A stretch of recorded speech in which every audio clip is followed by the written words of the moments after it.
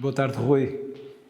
Quero-te agradecer esta possibilidade de conversarmos sobre a tua exposição aqui no Museu do Neorrealismo, que leva o título de Do Neorrealismo à Pós-Realidade e que estará patente entre março e junho deste ano no piso zero do Museu do Neorrealismo, no fundo ocupando as duas salas adjacentes ao auditório e ainda com a intervenção, que vamos deixar também para essa dimensão de surpresa, mas podemos adiantar desde já que haverá também no átrio intervenções tuas, não desmascarando, digamos assim, o caráter de surpresa que se pretende também com a tua exposição. Mas a primeira questão que queria colocar-te era precisamente que falasses um pouco sobre a tua proposta para esta exposição.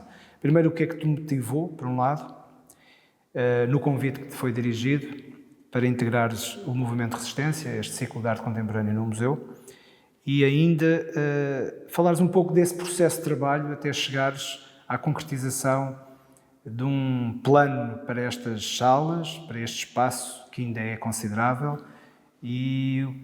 enfim, o que é que te traz, o que é que tu trazes à nossa exposição, a esta exposição aqui no museu. É por aí que queremos começar, queremos ouvir-te sobre os teus trabalhos aqui na tua nova exposição individual. Antes de mais, boa tarde e muito obrigado, David, pelo convite por este projeto, antes de mais, e também por esta oportunidade de estarmos aqui a conversar sobre o trabalho, que é sempre um exercício, enfim, é sempre um olhar que muitas vezes falta. A arte claramente não precisa ser explicada, mas precisa de ser conversada, precisa de ser debatida, precisa de ser pensada, e isto são tudo formas de o fazer, e portanto acho que estamos sempre em déficit nestes processos, e portanto também obrigado pela iniciativa de teres estas conversas no contexto do ciclo, porque acho que isso faz todo o sentido. Bom, o projeto que vem, ou que se foi desenvolvendo, que fomos conversando e que fomos discutindo, eu acho que parte de várias coisas em simultâneo, mas eu acho que há talvez um elemento inicial que para mim é bastante essencial. Eu tenho uma visão do artista, quer dizer, uma visão que é da minha forma de estar, não é de toda uma visão proselitista, ou que deva ser assim. Acontece ser assim a minha prática de um artista que tem um lado muito, se calhar muito descolado de um certo estereótipo mais mainstream que possa acontecer com a prática da arte contemporânea. Eu vejo o trabalho do artista muito laborioso e muito cotidiano e chato e entediante e, portanto, um bocadinho a antítese daquilo que nós tendemos a achar que é, sei lá, podemos pensar, por exemplo, como equivalente, quando pensamos num cientista, muitas vezes a primeira imagem que as pessoas têm será de um Einstein, e o Einstein vão pensar num tipo de cabelos brancos espetados, com um ar meio esgazeado. E eu acho que na forma como a sociedade tende a ver a arte, tende a associar uma série de aspectos. A arte é uma coisa complexa, os vários discursos que tem, enfim, da literatura à música, às artes visuais, é tudo coisas muito diferentes, mas ainda assim eu acho que tende a haver uma leitura que, curiosamente, eu acho que é muito descolada da minha prática. A minha prática, de facto, é essa muito cotidiana, laboriosa, etc., que tem muito que ver com aspectos que têm que ver com esta prática do trabalho cotidiano, em certos aspectos repetitivos, que tem, claro, elementos criativos, mas que não são necessariamente os mais preponderantes, os mais frequentes, muitas vezes é mesmo o tempo dedicado à prática continuada. Bom, dito isto, quando surgiu a ideia de fazer um projeto no contexto do Museu do Neorrealismo, e esse contexto para mim é absolutamente determinante, e portanto eu acho que faz sentido pensar projetos positivos que não decorrem só da prática do artista. Eu acho que quando eles se relacionam com contextos específicos, devem usar essa relação para os enriquecer, se possível. Não é que tenha que ser assim, mas acho que pode ser. E no contexto do neorrealismo enquanto movimento, isso interessa-me porque se relaciona, enfim, com uma distensão temporal grande, mas se relaciona muito com a minha prática e com a minha forma de estar na prática enquanto artista, enquanto trabalhador que é artista.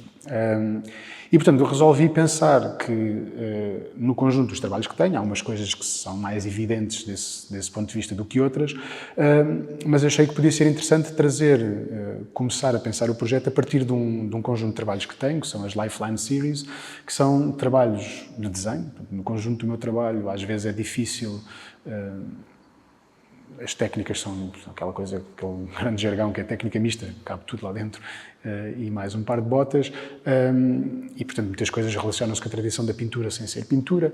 As Lifeline Series têm a particularidade de ser desenho na forma como nós o entendemos. Há um suporte que é papel, e há uma ferramenta que é uma caneta, e há um agente, um tipo que está a fazer uns desenhos. E portanto, desse ponto de vista, no meu trabalho eu acho que aquilo que é mais formalmente enquadrado dentro de uma disciplina, neste caso do desenho, de uma forma mais evidente. Esse conjunto de trabalhos, as Lifeline Series, tem uma particularidade que é serem um conjunto de desenhos que são linhas retas, que são repetidas, enfim. Acho que não vale a pena falarmos excessivamente sobre isso, mas tem um lado que é ser profundamente lento, o processo pelo qual esses desenhos acontecem, extraordinariamente repetitivo, portanto é a antítese do ato criativo como nós o tendemos a conceber. Há o elemento criativo na concepção do exercício, de pensar que desenho vai ser executado, muitas vezes nos estudos que precedem a execução da peça, mas depois as peças em si são mesmo muito consumidoras de tempo e necessitam exatamente de uma enorme paciência, mais que outra coisa qualquer, para estar ali repetidamente. E pronto, é com base neste trabalho que eu tenho, que tem esse lado mais manifestamente associado a esse lado do trabalho repetitivo, quase operário, quase fabril, que eu pensei que o projeto aqui podia começar a ser desenhado.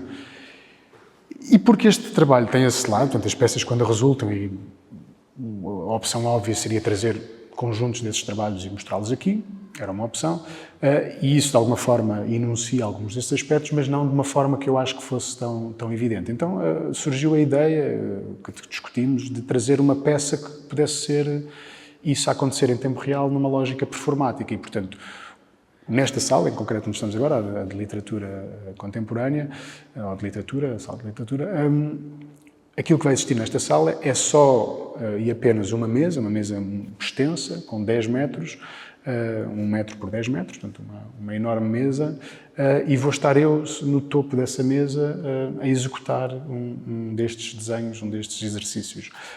No início não existe desenho e no final... Deixa-me só fazer aqui uma interrupção. E esta é a primeira vez que tu assumes uma performance num espaço expositivo concreto? Sim, absolutamente. Aliás, tive em tempos outros uma passagem fugaz pelas artes performativas, pelo teatro, e se há coisa que percebi dessa experiência foi que aquele não é o meu território. Eu enquanto foco de atenção e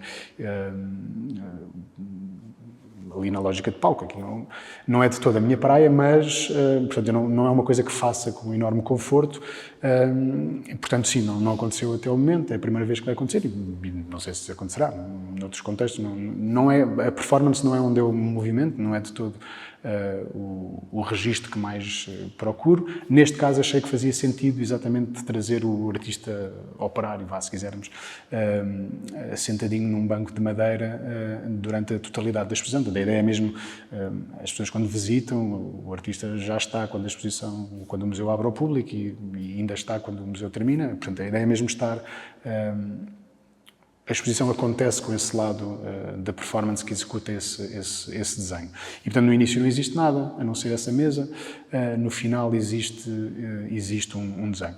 E esse, acho que é o início deste projeto, começa por ser isto. Depois, naquilo que tem caracterizado o meu trabalho já enfim, há algum tempo, há uma lógica de uma criação que é sempre muito partilhada. Podemos discutir, enfim, até em termos mais filosóficos, dimensões da co-criação, mas eu tenho uma criação que é muito partilhada, muito aberta e que convoca muitas vezes elementos outros, sejam as águas e as marés do Tejo a oxidar peças de aço, sejam outros agentes humanos, o André com quem colaboro. Neste caso, para este projeto, surge também essa dimensão. Portanto, este trabalho que vai ser apresentado no museu, que tem várias dimensões, está agora a focar nesta da que vai acontecer nesta sala do tal desenho. Esta mesa é desenhada pelo Francisco Aires Mateus e, portanto, na verdade, durante uma significativa parte da exposição não existe desenho, não é? O desenho, porque o processo é mesmo lento, ele vai, dia a dia, vai centímetro a centímetro progredindo e, portanto, no contexto da visita a uma exposição não acontece nada a não ser a própria mesa e um tipo sentado a executar um desenho. E, portanto, desse ponto de vista, a mesa assume um papel importante e já que assim era, e porque o Francisco tem esta relação de uma arquitetura muito em diálogo com a arte contemporânea, desafiei-o e, portanto, essa é uma dimensão que aqui acontece. Portanto, esta peça acontece em colaboração direta com o Francisco. E depois do que acontece nesta sala, fui então pensando no resto, mas eu acho que este é o início. Respondendo à tua questão inicial, eu acho que o início começa por ser esta relação com o trabalho. Não sei se vale a pena desvendarmos muito mais sobre coisas concretas específicas da peça, do conceito. Mantendo o foco neste trabalho continuado, com a tua presença em que tu, simultaneamente, assumirás um protagonismo enquanto performer, mas, ao mesmo tempo, nós percebemos que estamos a lidar com um processo de trabalho que é exposto, o próprio processo de trabalho fica em exposição. E no meio disso, tu quiseste de algum modo citar, fazer uma evocação, fazer uma ligação com a questão do trabalho e como esse tema é um dos temas principais da cultura neorrealista, do movimento neorrealista, houve da tua parte uma deliberada intenção de juntar essa evocação com aquilo que é o teu próprio processo de trabalho? Não, é inequívoco. Eu acho que esse é o ponto por onde começa, exatamente porque, enfim, podemos entender a arte contemporânea como, enfim, de múltiplas perspectivas, mas uma das que caracteriza o discurso da arte contemporânea deixou de ser, não é só da arte contemporânea, já dá mais tempo, mas deixou de ser o labor envolvido na concepção das peças. Esse deixou de ser uma variável relevante. E que não, atenção, eu aqui enfatizo isso porque acontece ser uma coisa que caracteriza a peça, não é sequer um atributo positivo nem negativo, é uma característica. Porque isso deixou de ser assim. Não era assim no passado e não foi assim noutros tempos e noutros momentos da história da arte, em que havia necessariamente um lado de dificuldade técnica, de complexidade, e isso deixou de ser o foco, o ónus a que se atenta agora. E nada errado com isso. Acontece que o meu trabalho tem algumas dimensões, felizmente ele depois também tem escapes e acontece noutros registros, mas que nesta dimensão tem esse lado. E essa relação com o trabalho, eu achei que era um ponto interessante de fazer num projeto que a ser mostrado e a acontecer aqui no contexto do museu e a ser pensado especificamente para aqui, porque este projeto expositivo que acontece, ele foi como que, ele começou por ser o teu convite para fazer um projeto nestas duas salas e, entretanto, ele foi-se expandindo e invadindo outros espaços e, na verdade, vai acontecer entre o átrio, as duas galerias, portanto, a Sala 1 e a Sala 2, a da Arte Contemporânea e de Literatura, e também aqui a zona, o foyer que está aqui entre o auditório. E, portanto, essa relação com o trabalho é aquilo que me fez começar a pensar este projeto a partir desta peça. E depois, pronto, depois há outros elementos. Esta peça vai-se chamar Estupidez Natural, portanto, enfim... E já agora, esse título, tu convocas este título a que propósito? Quer dizer, pode ser várias coisas, mas pode ser uma simples provocação, espero que possa ser mais, mas a ideia é que vivemos uma contemporaneidade de um momento de um hiperconhecimento, nunca soubemos tanto como agora, nunca houve tanta informação, portanto, houve momentos em que nós achamos que aquilo que a sociedade necessitava para se tornar mais sofisticada, avançada, era mais educação, embora educação e informação não seja a mesma coisa. E hoje vivemos um paradoxo em que nunca tivemos tanta informação e nunca fomos, em certa medida, tão ignorantes. E há dinâmicas desta contemporaneidade que têm múltiplas consequências. A mim interessa mais pensar questões mais macroscópicas da lógica do antropoceno, de aspectos como a crise climática, mas também me interessa muito coisas específicas e dinâmicas concretas que vêm desta dinâmica que se relaciona com a informação. E o papel destas tecnologias, especificamente agora mais nas bocas do mundo, a questão da inteligência artificial, que na verdade existe há décadas e acompanha-nos há décadas, não é? Quem quer que trabalhe com um Photoshop é uma ferramenta que usa aspectos de inteligência artificial há muito tempo, não é? Não é aquilo que mudou e aquilo que se calhar mudou muito recentemente foram aspectos específicos da inteligência artificial generativa, que se aproxima mais daquilo que nós achávamos que era idiosincrático dos humanos e que de alguma forma assusta porque de repente parece tornar aquilo que era um dos aspectos únicos e idiosincráticos mais facilmente atingido por máquinas. Mas, na verdade, tem pouco de impressionante se pensarmos descritivamente o que é que a inteligência artificial significa e dos Large Language Models, basicamente são formas computacionais avançadas e rápidas de aceder a grandes quantidades de informação que nós jamais temos. Mas no que é que essa questão que tu trouxeste à nossa conversa, no que é que isso se converte na tua performance aqui? Ou melhor, como é que isso é pensado por ti? Nessa dimensão, estava a tentar escalar, embora isto às vezes é demasiado circular e aí aponta-me mais mas era nesse sentido que dizia que se esse é um dos aspectos que me preocupa, há este lado do trabalho que não vai nunca deixar de poder ser completamente humanizado. Discute-se quais são as profissões que vão estar mais diretamente ameaçadas e tento sempre a achar que são aquelas que estão mais próximas de atividades cognitivas, até criativas, não é? E menos as dimensões, às vezes, físicas. As físicas podem ser substituídas por questões robóticas, mas não necessariamente por novos paradigmas da AI. Eu aqui, a lógica é surgir esta peça como a antítese desse sistema dos Large Language Models e, portanto, aqui é um tipo que se senta todos os dias num banco de madeira e todos os dias se senta durante horas a fio a desenhar linhas iguais umas às outras, porque na verdade não é só a questão de estar a fazer não é só a questão de estar sentado a fazer um desenho, que é um trabalho. O próprio exercício deste desenho tem a particularidade de são linhas retas que se repetem umas às outras, absolutamente iguais do início até ao fim. Essa ideia da repetição, essa ideia da monotonia, essa ideia da quebra, que no fundo funciona como uma antítese desta visão em que nós seremos substituídos por coisas outras. Mas dizia-te só, se este é o início, aquilo que depois surgiu com o resto do trabalho, não quis que fosse demasiado centrado ou exclusivamente focado nesta dimensão da relação com o trabalho e desta relação da fisicalidade. Porque uma das coisas que mais trabalho e que mais me interessa pensar, processar neste meu trabalho é a relação com o tempo.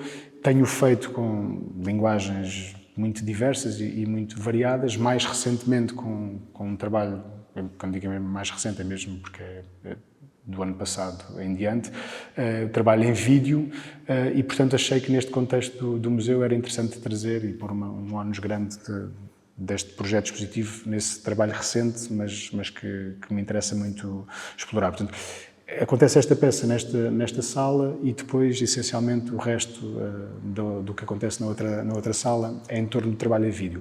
O trabalho em vídeo tem uma particularidade que é eu, desde o início dos primeiros projetos expositivos, portanto, 2017 é o meu primeiro projeto expositivo, que trabalho com bandas sonoras originais que acompanham os projetos expositivos, que são normalmente projetos expositivos de artes visuais. Portanto, eu faço coisas... Faz parte do teu projeto instalativo ter sempre uma relação com música original, não é? Se é música, sim, um ambiente, sim, sim. Porque sempre também uma das coisas que mais me confunde, especificamente no discurso das artes visuais, é essa como que separação tão radical, não é? Sei lá, o cinema, a partir do momento em que deixou de ser mudo, não mais voltou a deixar de ter essa dimensão que é completamente imersiva, não é? Enquanto eu posso escolher olhar para uma parede ou para outra, portanto posso escolher o que é que visualmente estou a percepcionar, o som é mais complexo, é mais imersivo, e confundo-me que seja tão pouco usado no contexto das artes visuais, e portanto foi uma das coisas que sempre fiz questão de trazer. Mas pronto, falei deste aspecto porque tenho trabalhado sobretudo com bandas sonoras originais de um colaborador e amigo de longa data, que é o André Gonçalves, e temos esta colaboração que já tem muito tempo. Para este trabalho de vídeo, o André é uma daqueles personagens, é um bocado um homem da Renascença, portanto, o André é várias coisas, é artista visual por si próprio, com um trabalho, sobretudo instalativo, muito interessante e relevante, é músico, criou uma empresa, uma marca que fabrica sintetizadores modulares e que vende e exporta pelo mundo fora e que, enfim, dentro do universo dos sintetizadores modulares é uma coisa de referência internacional. E o André, nestas múltiplas coisas, é também este artista visual que eu acho que tem explorado pouco essa sua dimensão, sobretudo porque eu acho que ele tem muito pouca paciência para o sistema da arte como ele existe. Mas eu achei que podia ser interessante, já que eu ia começar a trabalhar vídeo, no lugar de ter mais uma vez o André a colaborar numa lógica que para todos os efeitos é sempre esta, não é? Relativamente acessória, porque traz o som que... Já que ia trabalhar vídeo e o vídeo tem necessariamente uma dimensão sonora importante, desafiei-o a trabalhar em coautoria. Portanto, isto relaciona-se também com aquilo que falava antes, da lógica de expandir a criação e abri-la à participação de outros elementos. E, portanto, os vídeos são feitos em coautoria com o André, o trabalho em vídeo. Portanto, na verdade, o projeto expositivo que aqui vai acontecer tem esta peça, a Estupidez Natural, peça performática do desenho a acontecer durante o curso da exposição. Acontece um núcleo de vídeo com alguma fotografia na sala de arte contemporânea, que vai estar em black box, e depois surge nos restantes passos um conjunto de trabalhos que remetem para duas séries diferentes que tenho e que se relacionam com estas mesmas problemáticas, embora de formas distintas e diferentes. Mas uns são os trabalhos das Paper Series, que são umas coisas que remetem para a tradição da pintura, em que há uma composição a partir de papéis de seda, portanto são umas pinturas feitas em que, na verdade, pinturas de desenho feitas a partir de papéis. Os papéis são usados para fazer as composições, que vão ser apresentados como duas grandes peças. Não queres revelar muito, portanto não precisamos de avançar demasiado. E depois vão existir umas instalações que remetem para um trabalho mais recente que tenho, que se chama Palestinians, em que são mostradas fotografias que fiz em Bergen-Belsen, um campo de concentração nazi, em relação com solipas de caminho de ferro que são usadas neste contexto da mostra destas fotografias. Essa relação entre imagens de Bergen-Belsen, que é uma espécie de antítese daquilo que é a forma como nós concebemos o campo de concentração, porque Bergen-Belsen é a ausência de estruturas, é uma espécie de anti-Auschwitz nos dias de hoje, é um espaço naturalizado. À primeira vista estamos num espaço da natureza pura e simples. É quase bonito, é agradável, é estranhamente agradável, porque é um espaço naturalizado. E, portanto, interessava muito mais esse lado indireto do que propriamente vir mostrar as imagens que toda a gente conhece e que são demasiado óbvias. Portanto, isto são imagens fotográficas que conseguem ser, claro que são soturnas, mas conseguem ser bonitas, conseguem ser agradáveis. E a relação com as solipas de caminho de ferro tem este enunciar da forma como os prisioneiros chegavam aos campos de concentração. Aqui simplesmente chamar à série Palestinians tem a ver com esta dimensão de que, como é óbvio, não se cai no simplismo de estabelecer equivalências, mas podemos simplesmente olhar para processos e perceber que há similaridades em coisas que acontecem em momentos da história diferentes.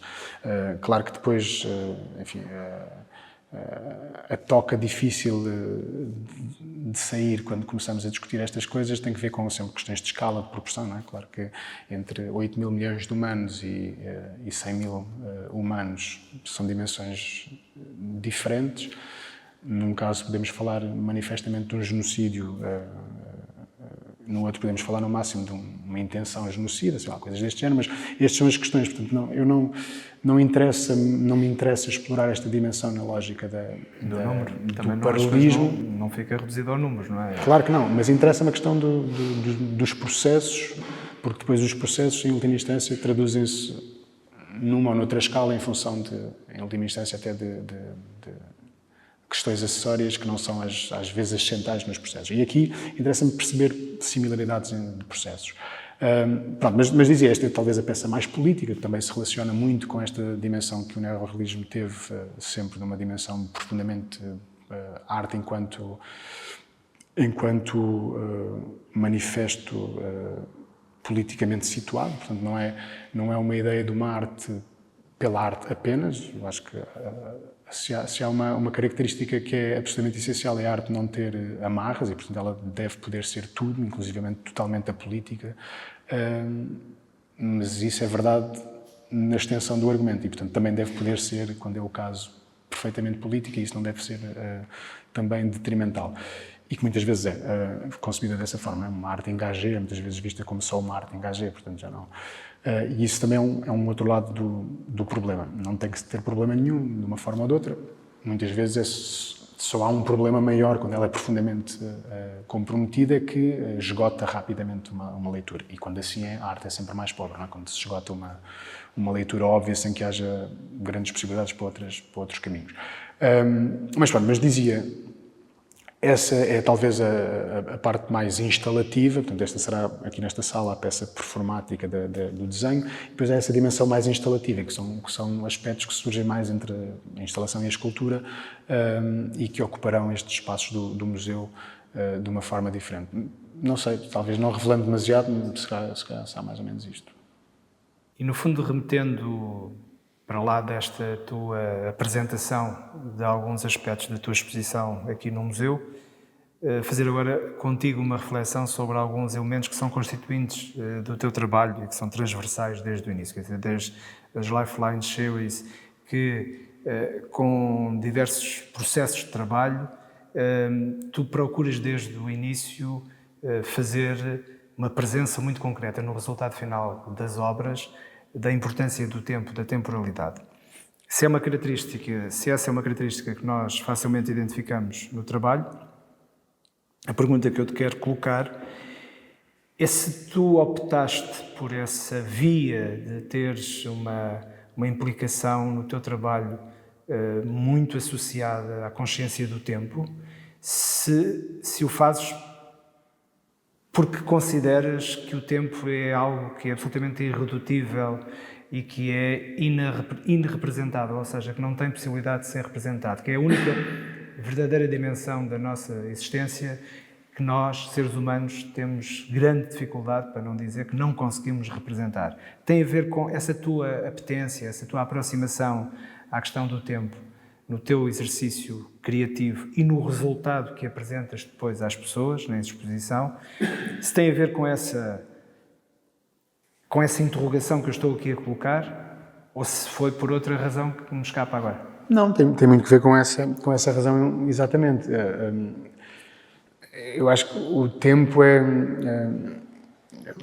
tenho já agora a minha formação acontece em artes a par com uma formação científica, e há em mim um lado processual, de pensamento, nomeadamente enquanto artista, ou agora exclusivamente enquanto artista, profundamente científico e profundamente... E é sempre uma questão de escalas e de como as escalas se determinam estes aspectos. E do ponto de vista de uma mente muito analítica, etc., o tempo é das coisas mais fascinantes que existem. Primeiro porque, enfim, é aquela coisa que acontece, eu tenho dito em alguns contextos, que é a dimensão mais valiosa, a variável mais importante que todos temos, podemos não lhe dar atenção nenhuma, mas que todos temos.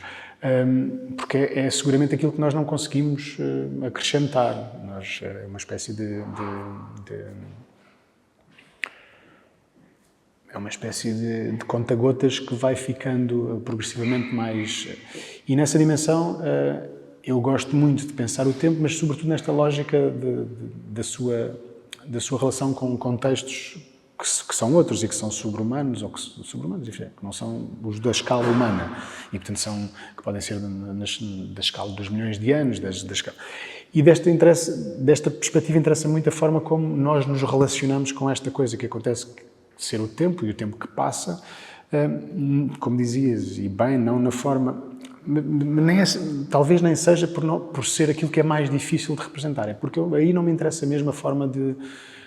o professor mais de longe, mais significativo que tive no meu trajeto educativo nas artes visuais foi o João Queiroz, que nos deixou agora há muito pouco tempo, e de longe, não será por acaso que acho que foi o professor mais marcante. Eu tive professores muito interessantes na formação que fiz no Arco, mas o João, acho que a razão essencial pela qual ele foi tão marcante é porque a formação base dele era filosofia, e portanto o João não estava nas aulas a ensinar a fazer isto ou aquilo, que zero. Não é? O João estava minimamente preocupado em fazer-nos pensar, questionar muita coisa, duvidar imenso,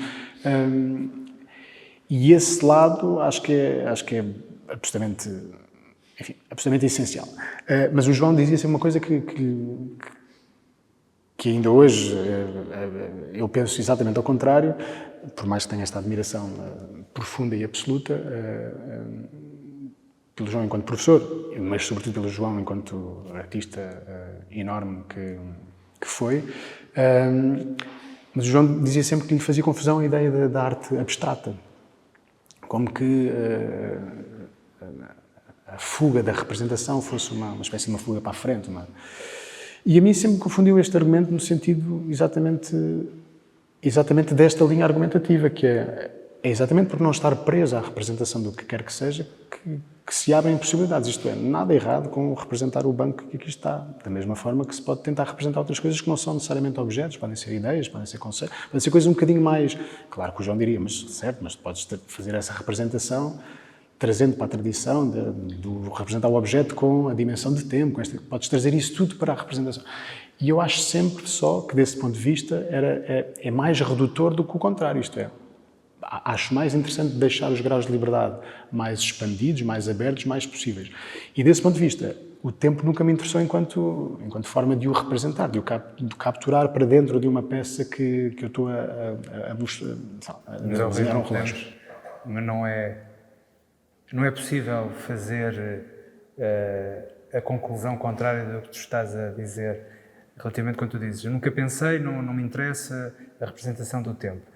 Mas quando nós olhamos para os teus trabalhos com alguma atenção... Eles são tempo. Passamos da dimensão rapidamente, inclusive, não é preciso demorar muito tempo a olhar no exercício da contemplação e de uma aproximação, imaginando que eu não tenho nenhuma referência sobre o teu processo de trabalho. Eu acho que, inclusivamente, uma pessoa que não tenha nenhuma consciência do teu processo de trabalho, das tuas intenções, o teu trabalho fala por si, desse ponto de vista.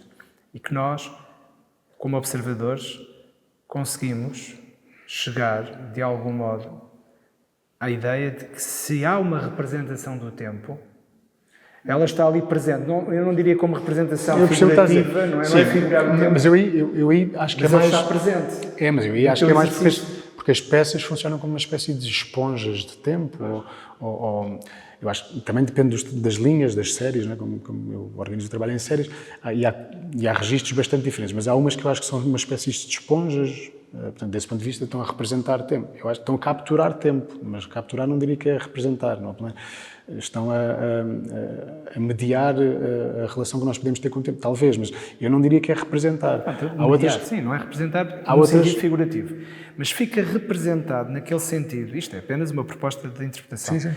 Mas fica representado no sentido em que fica um registro, é no sentido do registro, ou seja... Sim, está lá qualquer coisa que remete. Da mesma forma, quando tu estiveres aqui a fazer a tua performance, mesmo para aqueles que não identificariam logo a presença, por exemplo, da linearidade que é repetida até à exaustão, digamos assim, que é repetida no gesto do fazer cotidiano, da repetição e até de uma rotina, se nós identificamos isso no resultado final de alguns trabalhos teus, por outro, ver-te a fazer isso vamos ver até que ponto é que o observador, ou seja, a pessoa que vem visitar a tua exposição, se vai sentar ao teu lado ou se vai observar-te apenas a fazer e que conclusões é que tirará sobre o trabalho concreto. Ou seja, por um lado tu estás a revelar o teu processo de trabalho, não que ele não fique revelado quando nós vemos o trabalho final, digamos assim.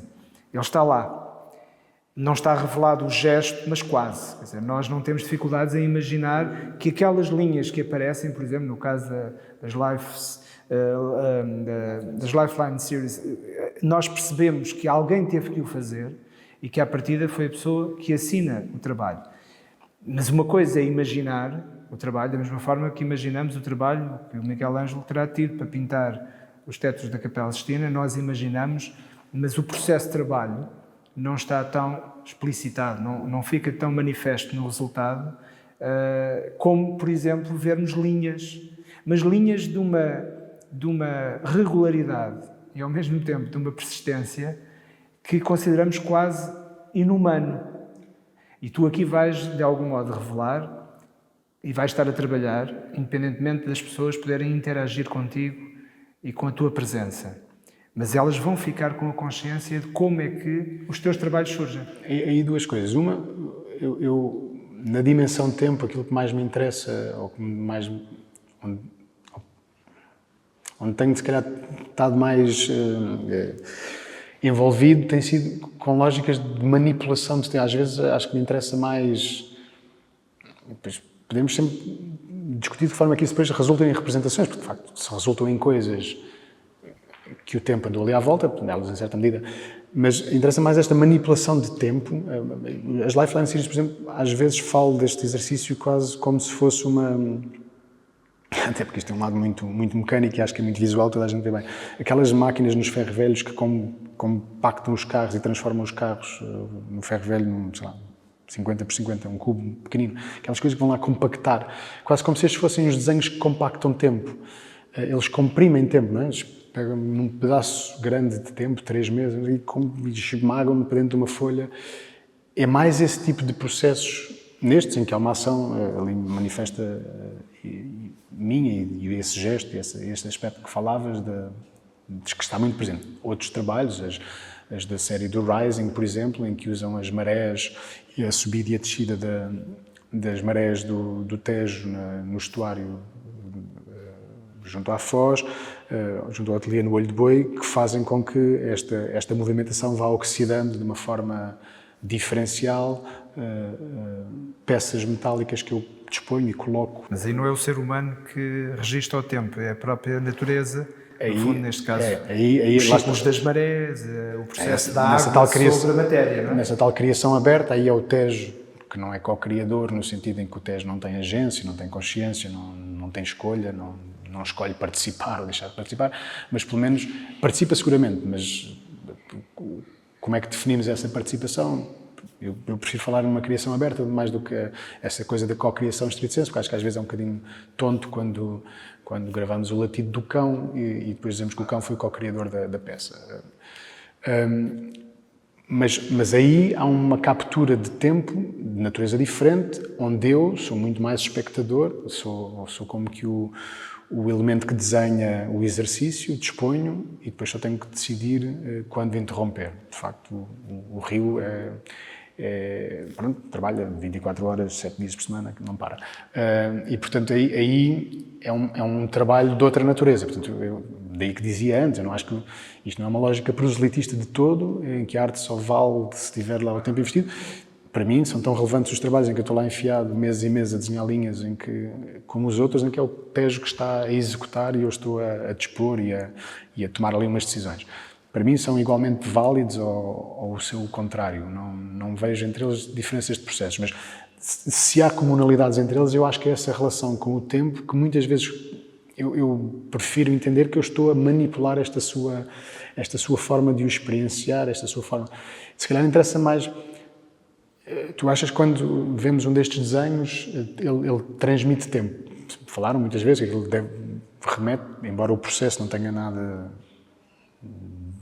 de meditativo. Às vezes as pessoas olham para aqueles trabalhos e dizem isto tem um lado quase oriental, meditativo, assim, uma coisa associada a umas representações que se têm. Mas não foi isso que esteve na sua origem, não é? De todo, e o meu processo de construção daqueles trabalhos não tem isso envolvido. Normalmente estou em pé a executá-los, eles são normalmente realizados no estirador. Para esta peça performance é diferente, porque o gesto é um gesto mais pequeno, eu consigo fazê-lo sentado, e porque iam ser tantas horas, decidi fazê-lo sentado. Normalmente eu faço-os em pé, mas o processo não tem nada tem só o lado da repetição, mas a questão é que eu acho que é esse lado da repetição que a nossa contemporaneidade ocidental está muito incompatibilizada com esta ideia de alguém se autopropor a estar horas e horas e dias e meses a fio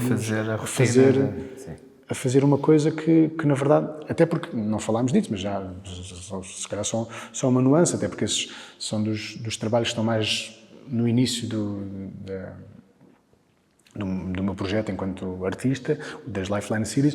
Eles começam por ser um exercício como que sobre a seminalidade do desenho. É pensar no desenho na sua forma mais simples e essencial. É pensar que não terá sido diferente no Paleolítico, numa caverna que há um suporte, neste caso é uma folha de papel, mas podia ser uma parede, podia ser uma coisa qualquer, há uma ferramenta e há um agente.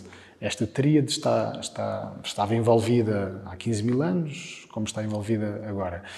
E depois é pensar nesta lógica seminal, qual é a forma mais simples de marcar um suporte, com uma ferramenta como uma caneta. Podemos discutir se a mancha precede a linha, se a linha... Enfim, podemos discutir isso, mas a linha é pelo menos uma forma extraordinariamente simples, próxima do início. Também podemos discutir se a linha reta é a forma mais simples de linha, enquanto linha que exprime um gesto talvez não seja, mas pelo menos é a forma mais simples de unir e mais direta de unir dois pontos.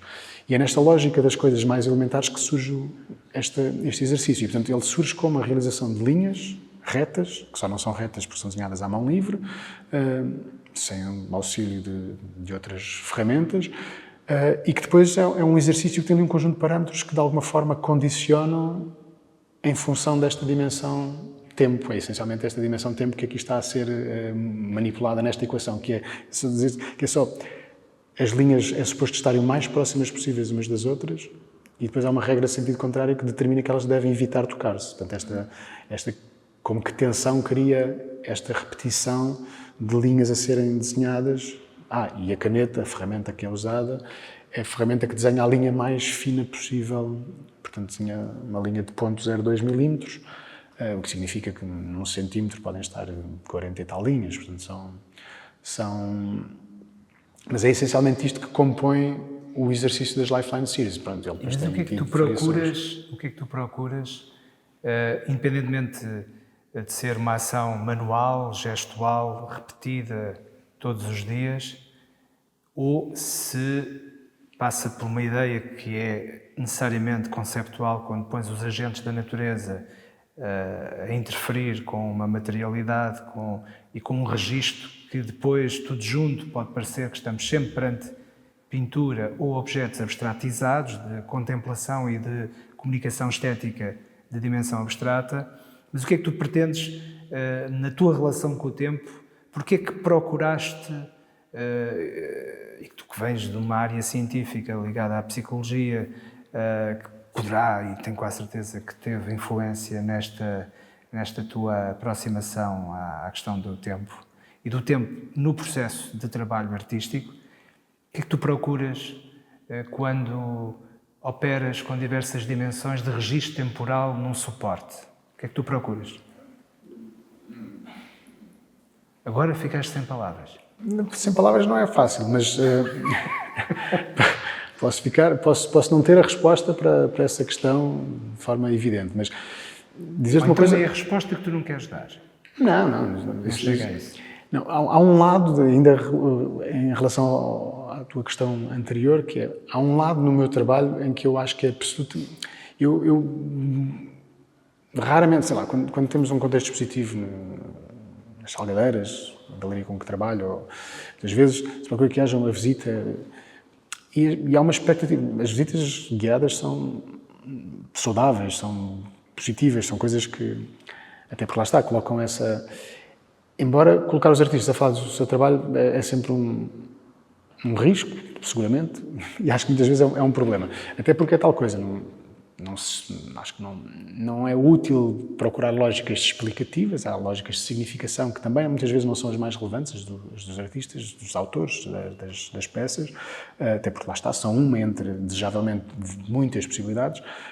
Há um lado que é o que eu mais costumo abordar estas conversas, que é o lado muito processual, porque eu acho que é de uma honestidade muito límpida e até por contraste à lógica dos artistas que têm processos específicos, quase uns truques para executar determinadas peças e que são muito protecionistas desses seus processos de trabalho como forma de evitar que outros os possam replicar. Acho que é menos isso, é mais que possam, tipo, isso afinal é só isso. E, portanto, pelo contrário, eu acho que a generosidade de não ter cortinas sobre os processos, os meus processos não só são extraordinariamente simples, muitas vezes acontecem em contexto público, os do Rising que nós estávamos a falar acontecem no cais do Olho Boi, portanto está o ateliê e aquilo acontece no cais em frente, há lá coisas suspensas, penduradas, e depois os pescadores muitas vezes perguntam, quer dizer, agora já não perguntam, já se habituaram, mas perguntavam, mas isto é o quê? Isto é para uma armadilha para chocos? E eu dizia, não, é mesmo só uma chapa de metal que o rio está a oxidar e é mesmo só isso. Pronto, mas essa transparência nos processos eu acho que é muito interessante, até porque muitas vezes entender como as coisas são feitas é construir uma teia, uma base a partir da qual as significações podem surgir de uma forma muito mais relevante, parece-me. Porque, claro, nós podemos olhar para imagens e sobre elas tecer considerações. Claro que sim, mas isso é só quando estamos a falar de imagens sobre as quais muitas vezes, se estivermos a discutir fotografia, ninguém vai estar muito a discutir. Eu, por exemplo, as fotografias que mostro, porque são tiradas com uma Rolleiflex essa que pelo número de série é possível saber o ano em que foi fabricada. Portanto, eu sei que a minha Rolleiflex foi fabricada, todas as Rolleiflex eram fabricadas na Alemanha, e portanto a minha eu sei que foi fabricada na Alemanha no período nazi, portanto eu sei que aquela máquina é produto daquela sociedade naquele momento, que é a máquina que eu uso para fazer as fotografias da série Palestinians, do campo de concentração de Bergen-Belsen. Eu enuncio estes aspectos que são processuais, mas eu não sou fotógrafo e recorro à fotografia, como recorro a outros discursos, mas na fotografia isso faz pouco sentido, porque muitas vezes, tirando fotógrafos que usam questões processuais muito específicas, também vou lembrar agora da Rita Magalhães, e aí há muitas questões processuais que são muito idiosincráticas, de outra forma geral, é um dispositivo que recolhe imagem, hoje em dia em sensores digitais, e é isso, é pouco significativo discorrer sobre processos, muitas vezes, enfim, uma sobregeneralização, claro. Ainda assim, quando o trabalho não tem essas características, eu acho que o processo pode enriquecer muito a forma como as pessoas entendem o início desta criação de significação. E é por isso que eu muitas vezes discuto questões de processo. Portanto, eu acho que esse é um aspecto que eu acho que é muito democrático e muito honesto. Sobre a questão específica que colocavas, qual é a minha intenção de trabalhar... Ou o que é que procuras? Ou o que é que procuro? Sim, o que é que procuro. Eu acho que, em certa medida, é uma reação... enfim, eu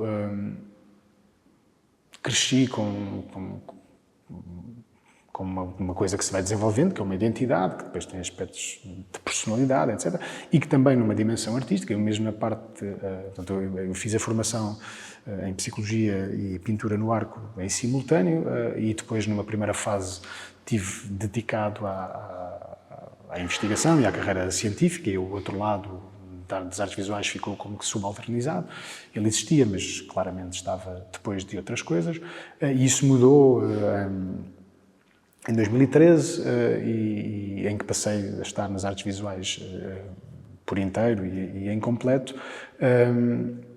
E o primeiro projeto expositivo é o tal de 2016. Mas se há uma coisa que eu acho que procuro nesse aspecto, é essa reação a uma... Falava disto da questão da personalidade, porque claramente há aspectos de mim que são isso, que são antitéticos sei lá, daquilo que é o mainstream da sociedade contemporânea. E depois há um lado ali de reação a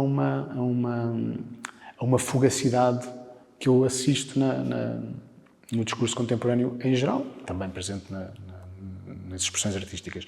E essa reação, essa fugacidade, no meu caso, traduz nesta procura por processos de outros. Claro que, sei lá, houve um momento, por exemplo, que partilhava o ateliê com o Pedro Vaz. O Pedro Vaz tem um processo de trabalho fascinante, verdadeiramente fascinante, galopante. O Pedro conseguia resolver exposições complexas num curtíssimo espaço de tempo porque os processos eram rápidos.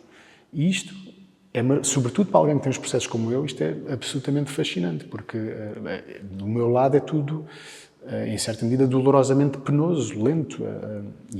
E se há processos que podem ser acelerados, mas mesmo, por exemplo, os do Rio, não sou lá eu que estou, mas também não vou fazer com que as marés andem para cima e para baixo mais depressa. E, portanto, as oxidações demoram o tempo que demoram. Por isso é que essas peças, por exemplo, dessa série, têm a geolocalização. O meu trabalho nunca tem títulos, o que existe são os títulos das séries que organizam cada linha de trabalho, mas depois, especificamente, os trabalhos nunca designam coisas. No máximo, têm atributos do próprio processo lá envolvido. Sei lá, as Lifeline Series são sempre untitled ou sem título, e depois um número, ou 2 números. Esse número é o número de linhas que o desenho tem. Este gajo é maluco de vez, que pronto, não só está este tempo todo aqui. É só porque, de facto, esse exercício de repetição que acontece, nesse caso, de executar esse desenho, implica, de facto, quase como que esse mantra mental e manter uma contagem daquele número de linhas. Até porque o processo de desenho tem que ser sempre intervalado. Eu consigo estar a desenhar 20 minutos, meia hora no máximo, tenho que fazer umas pausas, até porque os músculos, não é? Até preciso fazer uma espécie de reboot. E durante esse processo eu vou mantendo essa contagem mental, que depois tomo nota e depois no final há um número. É só isso, não é nada de mais estranho do que isso. Mas lá está, há um sem título com esse número. As peças da oxidação, por exemplo, têm o sítio exato em que elas eram suspensas, portanto, a geolocalização exata, a altura a que elas estavam do zero hidrográfico, exatamente para saber, o zero hidrográfico é constante, que foi determinada, a partir da qual são medidas as alturas de marés e as batimétricas das cartas de navegação. E sabendo que uma peça está suspensa a 2,30 metros, eu consigo, daqui a 100 anos, replicar essa mesma altura. E a terceira variável, que aparece também no nome das peças, era o número de dias que estas peças estavam. Exatamente porque essa dimensão de tempo era determinante. Eu tive peças... A dimensão de tempo está sempre em todas as variáveis do teu trabalho. Ele aparece. Está sempre presente. Mas repara... Ou seja, até na projeção futura, depois de fazer uma análise retrospectiva. Tu até antecipas essa possibilidade. Mas especificamente na série, no Rising, tinha esse lado de... O projeto chama-se Rising, porque especificamente dentro do chapéu grande que é a crise climática, me interessava explorar, até porque isso, eu tenho um ateliê, um privilégio de ateliê na zona ribeirinha da Almada, em cima da água, e sempre que tenho visitas ao ateliê, as pessoas reagem sempre com o fascínio daquele contexto com o rio e com a cidade do outro lado, e com o pôr do sol e a ponte, enfim, aquilo é tudo, em certa medida, até excessivo e clichê, quando são aqueles entardeceres, pronto, aquilo é mesmo muito bonito. E as pessoas diziam muitas vezes, isto deve ser maravilhoso, inspirador trabalhar aqui. Eu dizia sempre, é capaz de ser, mas eu não sei, eu não opero com inspiração. Não. Eu dizia muitas vezes, se calhar até de uma forma um bocadinho estúpida ou sobranceira, que era, eu se tivesse um ateliê num bunker debaixo de uma montanha, eu achava que o meu trabalho não ia ser muito diferente. E isso é só parcialmente verdade, na melhor das hipóteses, porque o projeto Rising especificamente decorre daquele contexto. Não é? Não só a questão de trabalhar as oxidações, porque este é um contexto industrial, profundamente, ou pós-industrial, profundamente marcado pela passagem do tempo, tudo muito oxidado, todo esse lado de olhar para os óxidos e poder ver coisas potencialmente transformáveis em peças de artes visuais, não é o Richard Serra, que também pode ser uma relevância, mas não é isso que me informa nos trabalhos que estou a fazer, é muito mais aquele contexto. E depois uma outra coisa, esta diretamente mais relacionada com aspectos do tempo, que é, queiramos ou não, naquele ateliê, olhar pela janela ou não, enfim, o rio invade, não é? Nós não conseguimos que isso não aconteça. Aliás, nos primeiros tempos naquele ateliê eu tive que, a dada altura, dizer, baixa os olhos, deixa de contemplar e tens que trabalhar, porque aquilo é, de facto, de tal forma fascinante, aquela vista. Mas uma coisa a que podemos não atender, mas que não deixa de ser percebida e processada pelo nosso sistema cognitivo, é esta variação, este ritmo, este respirar que o rio tem. A cada 6 horas ele sobe, 6 horas 10, não é exatamente 6, mas quase. 6 horas sobe 10. E esta variação que também não é sempre igual, tem uma amplitude máxima ali de 3,5 metros, mas a média é capaz de ter ali 1,5 metro, 2. Este respirar que o rio tem, numa escala de tempo de 6 horas, nós não a percepcionamos desta forma. Claro que às vezes olhamos, a água está lá em baixo, às vezes olhamos, a água está lá em cima. Mas não é o facto de nós não termos consciência desta alteração que nós não a vivemos. Está presente sempre. E é claro que esta série decorre, e chama-se Rising, porque na perspectiva da crise climática estava a abordar especificamente um dos efeitos que vão existir e que vão ser mais dramáticos, sobretudo para regiões específicas do globo, como é que a zona do Mediterrâneo, que é a subida do nível médio das águas do mar. E o projeto Rising tinha que ver com isso, que era interessava nesta coisa, porque capturar, a tal esponja que absorve tempo, tudo isto, mas estas variáveis que eu te dizia há pouco que me interessava capturar, era exatamente porque quase com o exercício do Sol Lúido tu podias pegar nestes parâmetros, replicar esta peça daqui a 100 anos, não serei eu, eventualmente alguém que pegue nestes parâmetros da geolocalização, da altura a que estava do zero hidrográfico e do número de dias que esteve lá, se te a colocar no mesmíssimo sítio, vai ter um desenho diferente. Porque o rio seguramente, as marés vão estar a variar na mesma, vai haver maré alta, maré baixa, isso vai acontecer, mas seguramente será acima. Serão 50 centímetros acima, 1 metro, bastante mais, não sabemos ainda, mas sabemos inequivocamente que é acima. Ainda esta semana, ou há 2 semanas, lia uma notícia fascinante, uma meta-análise que agora houve, que veio reinventar a forma como se está a pensar a subida do nível médio das águas do mar, especificamente por uma questão que tem sido usado para aferir o que é o nível médio das águas do mar, um nível que não é o nível real. Isto tem a ver com umas tecnicalidades. E, portanto, na verdade, já hoje o nível médio das águas do mar é significativamente acima daquele que estávamos a achar que era o nível basilar. Isto tem a ver com enfim, tecnicalidades, mas que são tecnicalidades daquelas que de repente muda tudo. E portanto, isto é uma coisa que não só é irreversível, pelo menos numa escala de tempo, mais uma vez, tudo isto, mesmo, porque é que eu acho que estas questões, quando falava há bocado da lógica da manipulação, da distensão, isto é tudo fascinante, mesmo quando se fala de alterações climáticas. O clima nunca deixou de existir em alteração. Portanto, em certa medida, isto é uma coisa meio paradoxal. É sempre a questão da escala, temporalmente. Se olhamos para uma coisa numa perspectiva de 1 milhão de anos, olhamos em 50 mil anos. E também a consciência das suas implicações, dos resultados. E neste caso concreto... Inclusive na vida humana. Exatamente, porque neste caso concreto, para mim o que me fascina, e é mesmo um fascínio, porque depois ele tem uns aspectos problemáticos e politicamente complexos, mas a base do meu interesse é mesmo de um fascínio, que é como é que processos que são da escala dos milhões de anos, das épocas geológicas, tivemos agora numa discussão recente, científica, sobre se o antropoceno seria ou não uma nova era geológica, e acabou por se decidir, embora que não. Ainda não é consensual, apesar de tudo. Porque, essencialmente, a sociedade científica que o determina, para determinar o início de uma era geológica, tem que ter um onset, tem que ter um evento, um momento em que determina como, dali para a frente, passou a ser isto, e dali para trás era aquilo. E isso não é consensualizado no que diz respeito ao antropoceno. Ainda assim, só a simples discussão de nós estarmos a equacionar se a ação humana, estamos a falar... Já é revelador. É completamente... Já não interessa se ou não era, já é acessório. Que é como é que uma espécie, a nossa, num curtíssimo espaço de tempo, nós andamos cá há centenas de milhares de anos, não é dramático, com algum tipo de influência sobre o ecossistema, se calhar estamos a falar em 6 mil anos, mas ainda assim, não foi quando começa o início da pastorícia, quando começa coisa que já começamos a modificar, mas as verdadeiras alterações são da Revolução Industrial para a frente. Claro. São 250 anos. Como é que nós, em 250 anos... conseguimos alterar tanto? Isto, do ponto de vista... Porque essa é a dimensão que é absolutamente fascinante, que é as épocas geológicas são estas coisas dos milhões de anos.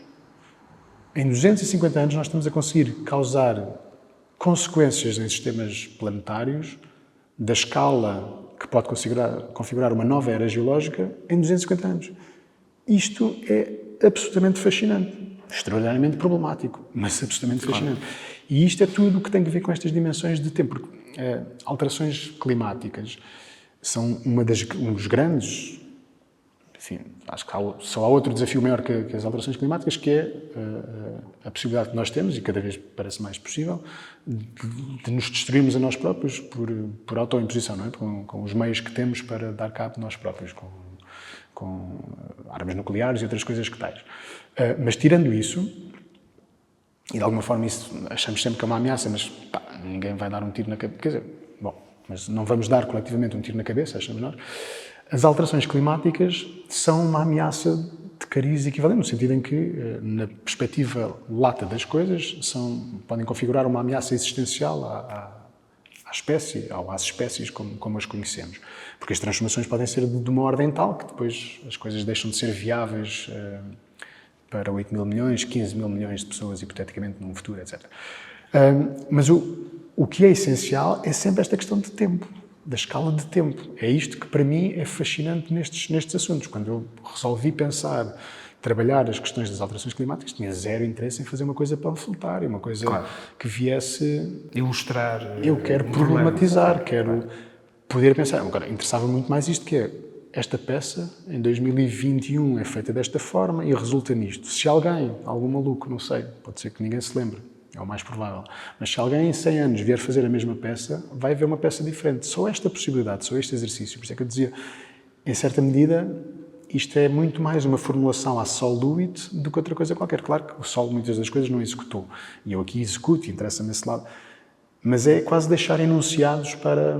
E desse ponto de vista, também o que dizias, não é? É projetar tempo também em questão futura, não é só esta coisa de o capturar e no espaço em que ocupo esta temporalidade em que cá estarei, em que cá estou e estarei mais algum tempo, não sei. Não é só como é que isso resulta, é também... Interessa-me a forma como nos continuamos para a frente. Jogar com o tempo futuro também. Sim. Eu tenho uma última questão para te colocar e que reposiciona a nossa conversa numa dimensão puramente artística, que é... Eu acho que não é difícil, quando nós olhamos, por exemplo, para esta tua recente edição Alma Mater, que faz um pouco um apanhado antológico do teu trabalho, destas tuas séries várias, de que podemos olhar para um puramente estético no teu trabalho. E o que eu te quero perguntar, objetivamente, é se tu admites isso para ti enquanto artista, ou se é um resultado que não é propriamente fundamental para ti. Ou seja, eu já falei com outras pessoas que gostam dos teus trabalhos do ponto de vista estético. E eu agora quero saber se o artista se preocupa com essa dimensão ou se ela é puramente arbitrária, casual. Enfim. Se me dissesses que era uma planície de há 10 anos para 10 anos depois, preocupava-me bastante mais. Que as coisas se transformem, acho só natural e saudável. Desejavelmente que evoluam, que se tornem mais maduras, mais evoluídas, mas não sei, que se tornem mais qualquer coisa. Eu isso acho só natural e da mesma forma que eu trabalho nesta lógica muito permeável ao que me rodeia, só espero que me torne progressivamente um artista mais interessante, relevante, não sei, e que isso possa... E, portanto, sim, eu diria duas coisas. Uma, há muitos trabalhos iniciais, há muitos trabalhos que prefiro não mais os ver. Dos trabalhos que te mostro aqui, que no fundo é uma espécie desde o on-set inicial, eu quando olho agora para as Sweet Series, que no fundo é o primeiro conjunto de trabalhos que aqui surge, que eram trabalhos feitos com matéria orgânica. Lembro uma vez o Nacho, da Zé dos Bois, o Nacho Jeca, de ter dito pintura matérica e não sei o quê. Oh, Nacho, não, quer dizer, não. Claro que sim, mas esse era o lado que menos me interessava. Eu quando essa série estava mais ativa, nessa altura, 2016, esse primeiro projeto expositivo tinha esses trabalhos, quer dizer, vamos lá ver uma coisa, interessava-me o trabalho do Tápias e coisas como tais, portanto, mas interessava-me zero o lado da pintura matérica, interessava-me uma coisa muito específica que era eu interessava-me ali explorar uma coisa que era fazer pinturas que fossem orgânicas, que fossem coisas vivas, mutáveis. Claro que as coisas de chapas, que se oxidam, etc., em certa medida também se mantêm vivas, e a oxidação, quando sai da água, lentifica, mas continua a acontecer. Basta estar em contacto com a atmosfera e com a umidade, o oxigênio e a água que existem na atmosfera é suficiente para uma oxidação continuar. Aliás, qualquer metal que não tenha tratamento, isso se vê. Mas ainda assim, havia um lado que era, interessava-me fazer peças que fossem transformáveis e que tivessem uma outra dimensão, que tivessem um ciclo de vida. Portanto, o ciclo de vida pressupõe que há um fim. E isto era um exercício que me interessava explorar por uma única razão. Já vou chegar ao ponto que partiste. Que era, interessava-me esse exercício para questionar exatamente a ideia, que a mim sempre me fascinou, sobretudo quando era mais novo e estava mais próximo do estudante de artes, que é, há um momento em que um mestre como um Rembrandt deixa de ser um artista genial, e passa a ser um mestre, uma figura da história da arte. Isto é uma coisa que acontece, não é? Ao longo do tempo. O mesmo humano começa por ser uma coisa e acaba, no final, por ser uma coisa ou outra. E há um momento em que esta transformação se torna evidente. E há um momento em que os grandes mestres, o Rembrandt é apenas um deles, que têm consciência desta sua dimensão inolvidável na história da arte. Há um momento em que os grandes mestres têm consciência disto. E como é que isso acontece, para mim sempre me fascinou. Como os grandes escritores, sei lá, acabou de falecer o escritor que eu mais admiro na história da nossa literatura, portanto, o António Lobo Antunes, e é exatamente a mesma coisa. Quer dizer, essa noção de consciência de ser um grande artista está associada à ideia depois de que tens uma enorme responsabilidade naquilo que fazes, porque se és um grande autor, artista, não podes fazer uma coisa menor. E, portanto, há sempre aquela ideia, muito presente na história da arte, e, aliás, a procura dos melhores materiais, das melhores técnicas, etc., para as coisas durarem mais tempo, para serem vistas de milhares de anos, para se perpetuarem pela eternidade, tinha mesmo esse propósito, que era a responsabilidade. Aquilo é de tal forma importante que não se esgota, não se pode esgotar na existência do autor. Mas tu ainda não me respondeste à pergunta. Era, mas acho que vou tentar chegar lá. Este exercício era exatamente o contrário, que era tentar fazer coisas que se iam autodestruir. Estas peças, eu não sei quanto tempo é que vão durar. Talvez a escala de vida humana, 50 anos, talvez. Seguramente não duram 500 anos, seguramente não duram 1000 anos. Um Rembrandt, quando fazia uma peça, a ideia era perpetuar... Então deixa-me fazer-te a pergunta de outra forma. Não, mas eu já vou mas só para... Tu ainda não falaste da dimensão estética das Eu peças. sei, mas já lá vou chegar. Do teu trabalho, neste caso. Mas vou chegar. Este aspecto concreto era aquilo que me interessava, era mesmo fazer coisas que se destruíam, que se vão acabar por colapsar. A tua intenção, sim. Espera, mas isto quando tu me dizias, vês como existir... Agora, eu se vou executar trabalhos, depois cheguei ao ponto, ok, então o que é que tu vais fazer?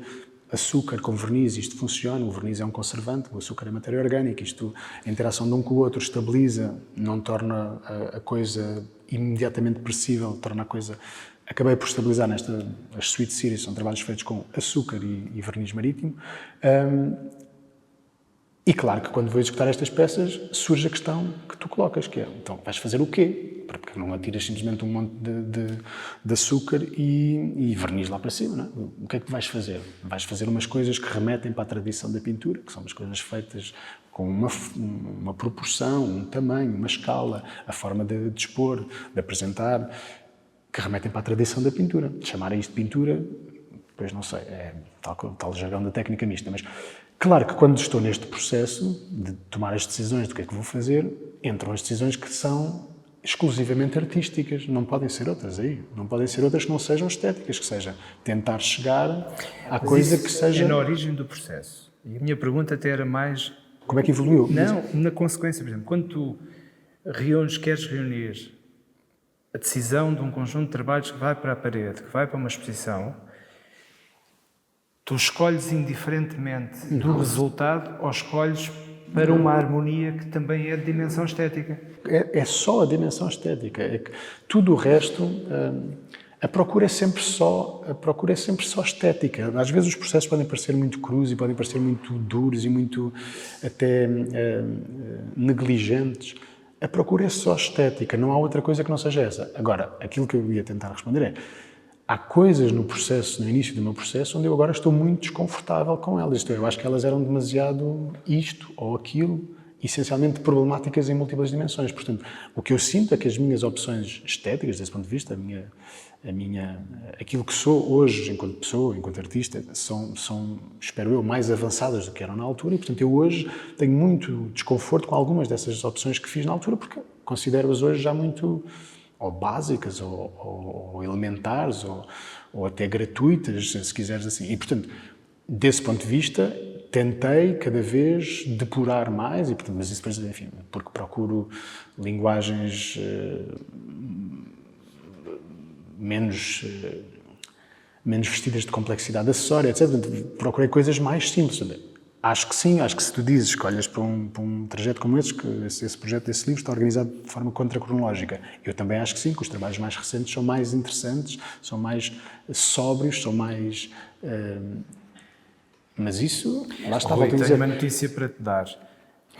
Isso é comum a todos os artistas em todas as idades. Mas eu isso acho Seja saudável. aos 18 anos ou aos 88 anos, o artista acha sempre, todos os artistas, Os nunca ouvi artistas- nenhum artista dizer assim, aquilo que eu fiz aos 18 anos Era é espetacular. muito mais interessante do que eu faço hoje aos 75.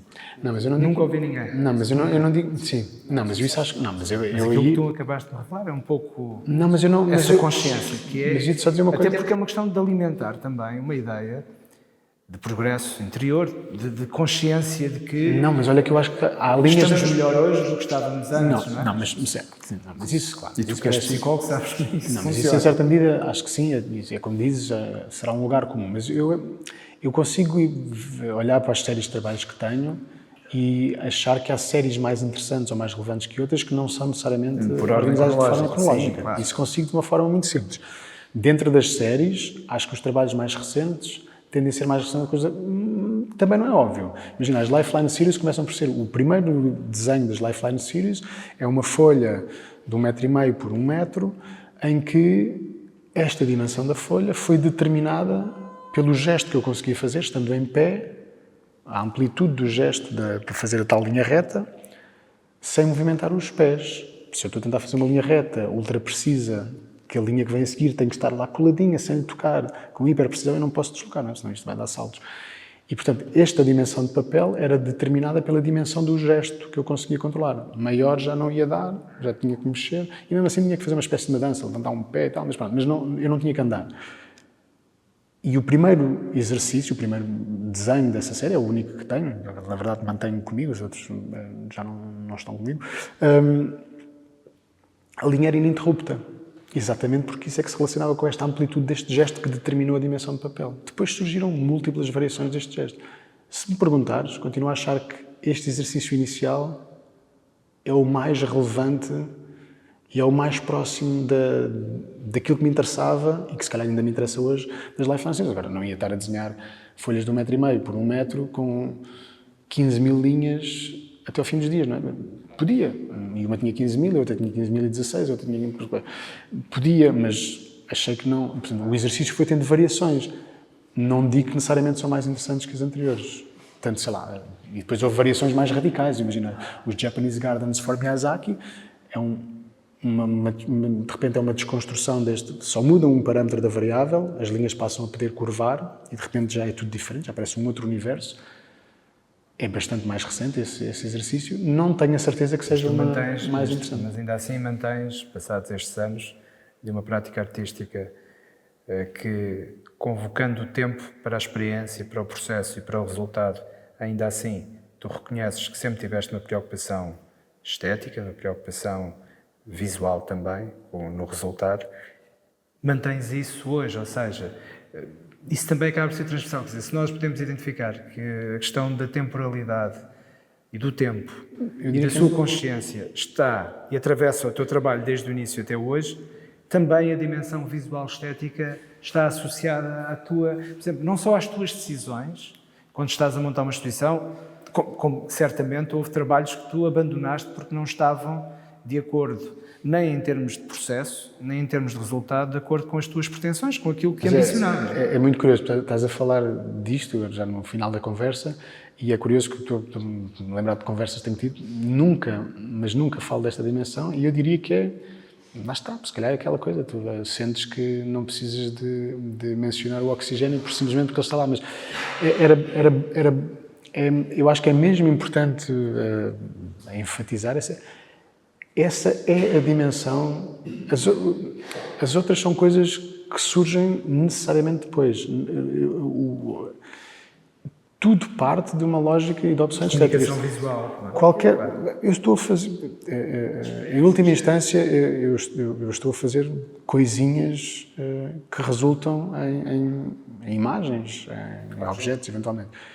E claro que isto, essa é a dimensão e é aí que eu consigo estar muito desconfortável com coisas que fiz no início, mas é mesmo porque acho que evolui, ou pelo menos saí de onde estava. Não sei se evolui, até posso ir para o lado ou para trás, mas saí de onde estava e sinto melhor onde estou. Pelo menos isso sinto-me confortável a dizer.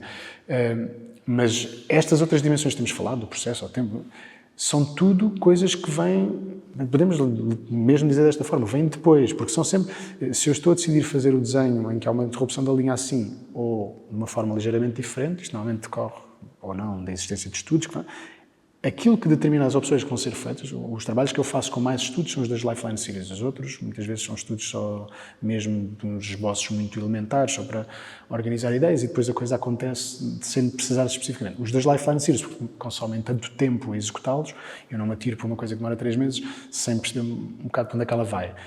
E essas decisões, quando tenho 15 estudos, as decisões são só, aí é o tal elemento que pode entrar da criatividade, que estás a tomar decisões sobre como é que a coisa vai acontecer. Não há outra coisa a informar já decidiste qual é a proporção, com o que é que a mancha vai ter.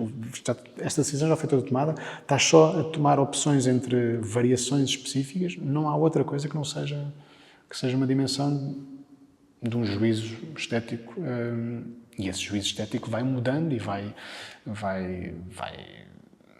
vai-se alterando ao longo da vida, acho que sim. Penso que é uma bela forma de terminarmos a nossa conversa. Obrigado, Rui. Bem-vindo. Obrigado, João.